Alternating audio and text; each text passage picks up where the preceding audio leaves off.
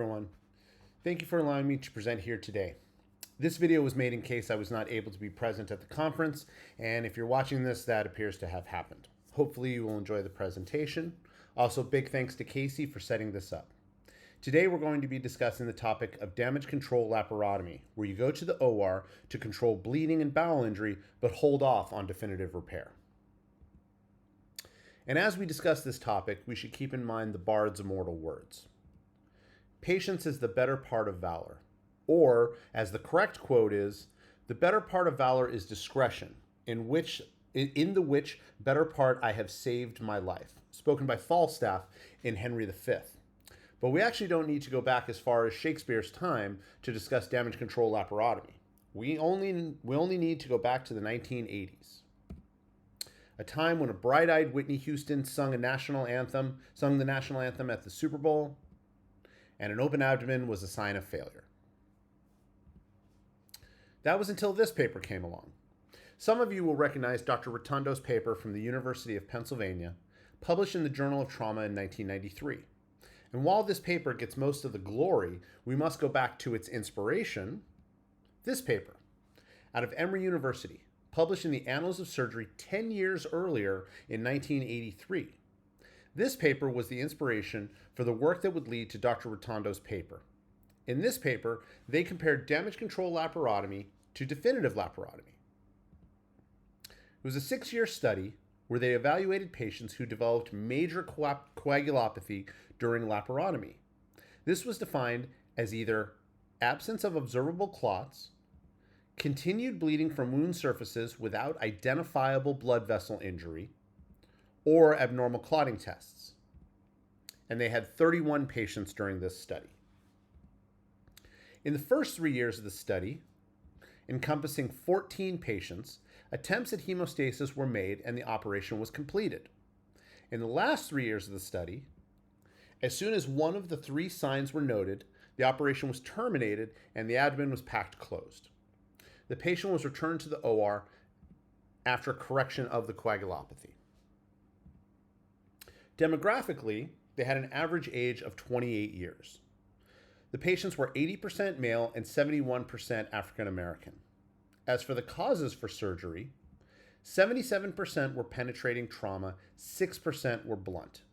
The remaining 5 patients were not trauma patients, but emergency general surgery patients, an early example of acute care surgery. So what did they find? Of the 14 definitive laparotomy patients, the bleeding was controlled in 2 and only 1 survived, yielding a 93% mortality rate. In the damage control laparotomy patients, the coagulopathy was corrected in 14 patients, of which 11 survived, yielding a 35% mortality rate. Quite a difference. Why did they die? All OR deaths in the definitive laparotomy group were due to exsanguination. The one other death was due to shock. In the damage control laparotomy group, only 1 death was due to continued hemorrhage.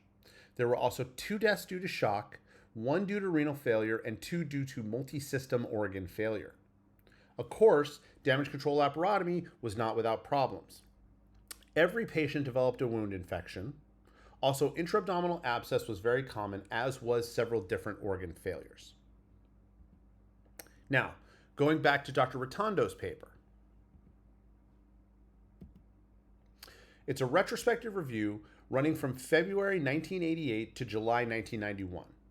They evaluated all trauma patients with an abdominal penetrating injury who had an abdominal source of bleeding that required 10 units of packed red blood cells before termination or completion of laparotomy.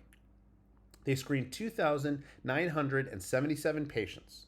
Extra-abdominal sources of bleeding were excluded, as were patients who had a resuscitative thoracotomy or an ER thoracotomy, and 46 patients met the criteria. All patients went to the trauma OR, which was maintained at 80 degrees.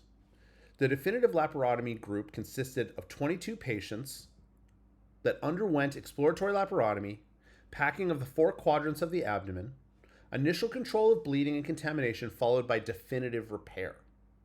The damage control group, consisting of 24 patients, also started with exploratory laparotomy and packing of the 4 quadrants of the abdomen. But from there, the bleeding was controlled with packs, ligation, or clamps, and contamination was controlled with ligation, staples, or a running suture. After control was achieved, definitive vascular repair was performed if warranted. The abdomen was packed and closed with towel clamps, a running suture, or use of a silo. The patients were then taken to the surgical ICU. They were resuscitated with warm blood or crystalloid via the level 1 rapid infuser. Their core was rewarmed with heating blankets, ambient light, or occasionally chest tube placement and warm saline lavage. Lab abnormalities such as thrombocytopenia, electrolytes, and coagulopathy were corrected. Once all 3 of these factors were corrected, the patient was returned to the OR for definitive surgery. So, what did they find?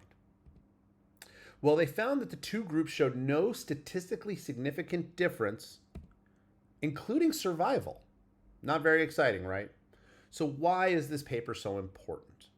The reason is, when looking at the subset of patients with 1 or more vascular injuries and 2 or more visceral injuries, truly the sickest patients, there was a marked improvement in survival from 11% to 77% with damage control laparotomy. Now that's exciting.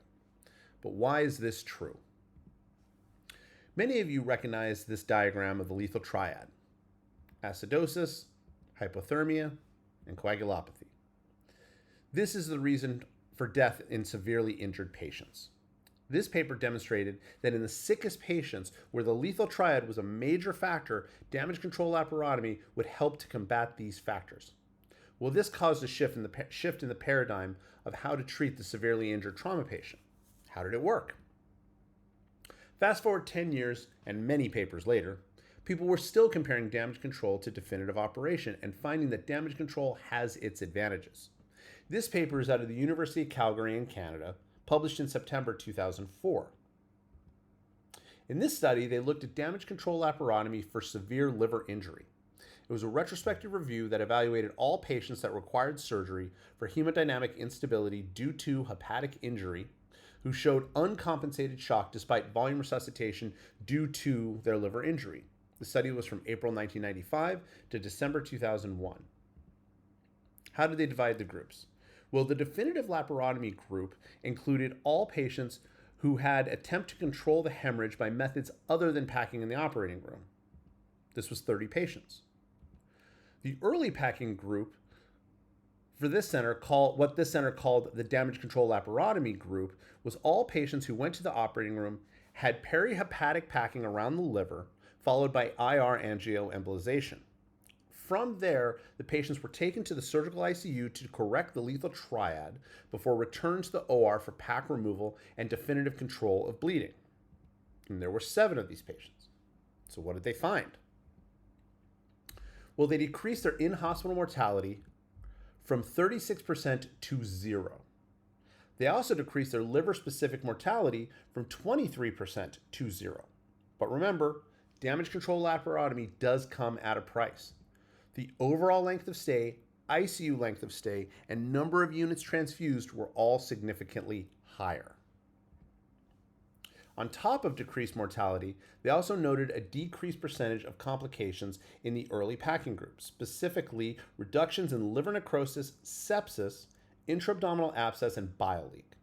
This is just one of many papers looking at all facets of damage control laparotomy. There are papers that look at BMI's effect on survival in damage control, how soon to close an open abdomen after damage control, and any other variable you can think of. All this research made believers out of the trauma world, and one organization has completely changed their procedure for trauma surgery: the US military. And please excuse me that I don't have the seal of the Space Force up on the screen. Some of you might remember the TV show MASH, but what did MASH stand for? Mobile Army Surgical Hospital. This was how it was done at the time. Patients were flown from the battlefield via helicopter to the MASH unit where they received definitive surgical care and recovered. As you can see, they were strapped to the outside of the helicopter. Now, think about this in terms of the lethal triad: an injured and bleeding patient outside the aircraft away from medical staff, up in the air where it's cold. And then they spend hours in the OR getting colder. Well, as the data about damage control laparotomy came to the forefront, the military changed their paradigm. During the Second Persian Gulf War and Afghanistan War, they set up a damage control and transport system. A soldier injured on the battlefield,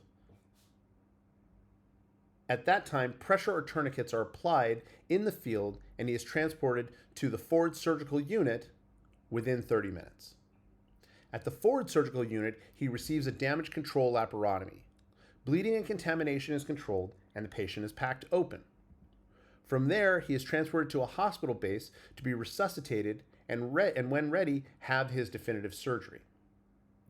After definitive surgery, he is transported to Landstuhl Air Base, where he recovers and has any subsequent surgeries. Once he is ready for discharge, he is transported to Walter Reed Army Hospital for rehab. So now when it comes to damage control laparotomy, civilian trauma surgeons are doing it, military trauma surgeons are doing it, and the emergency general surgeons start saying, should we be doing it? This paper, again, out of the University of Pennsylvania, published in Injury in 2008. It's a retrospective review of patients undergoing damage control laparotomy for emergency general surgery etiology. 16 patients were included. The average age was 53. The expected mortality by Apache 2 and possum was calculated to compare to the observed rates. The 16 patients evaluated in the study had 4 main etiologies. Most common was abdominal sepsis, accounting for 6 of the 16 patients, things like perforated diverticulitis. Intraoperative bleeding was seen in 5 of the 16 patients. Bowel ischemia was the cause in 6 of the 16 patients, and the last 2 patients were necrotizing pancreatitis. All patients met the standard criteria for damage control of being hypothermic, coagulopathic, and acidotic. All underwent damage control laparotomy, and their morbidity and mortality was compared against the predicted values calculated by Apache 2 and possum scores. And what they found was that they lowered the predicted mortality of these patients. They had 7 actual deaths, but by the Apache 2 score, they should have had 10 deaths, and by the possum score, they should have had 12 deaths. Again, like the other studies, the number of morbidities was high. Possum calculated an expected morbidity of 98%, and a 100% morbidity rate was observed. Most commonly, pneumonia, abdominal fistula, and abdominal abscess. Now, these are small numbers, but they do show an encouraging result. Enough so that this paper, along with several others, have allowed emergency general surgeons to embrace the idea of damage control laparotomy. So now that they're in on it, what's next? The non-emergency general surgeon. This is a paper out of the Medical University of South Carolina, published in the Journal of Gastrointestinal Surgery in April of 2010. It looked at pancreatic surgery patients who go bad in the OR. It's a retrospective review of patients from 2001 to 2007. During the study period, 835 patients had pancreatic surgery. Of these, 8 required damage control laparotomy.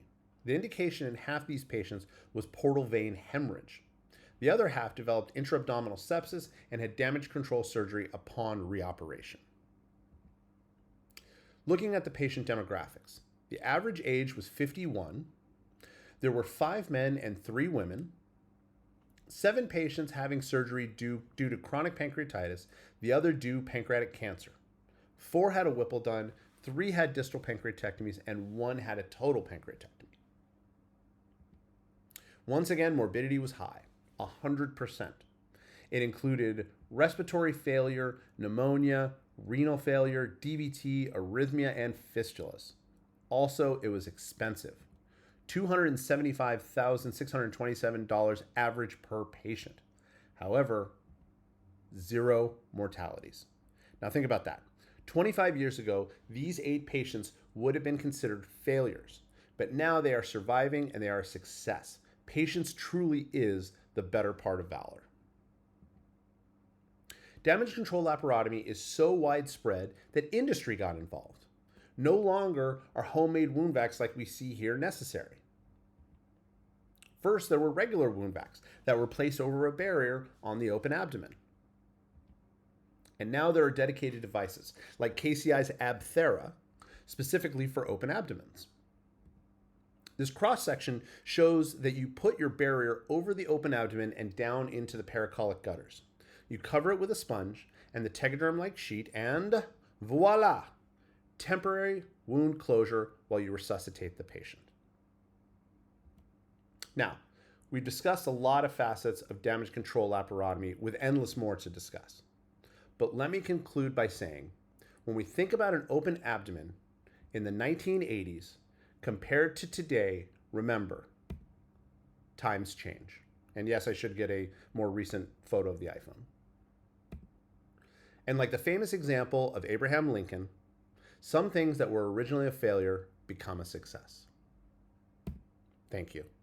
Once again, I apologize for not being present at the conference. Any questions that you have, if you see me in the hospital, please feel free to ask. Thank you again.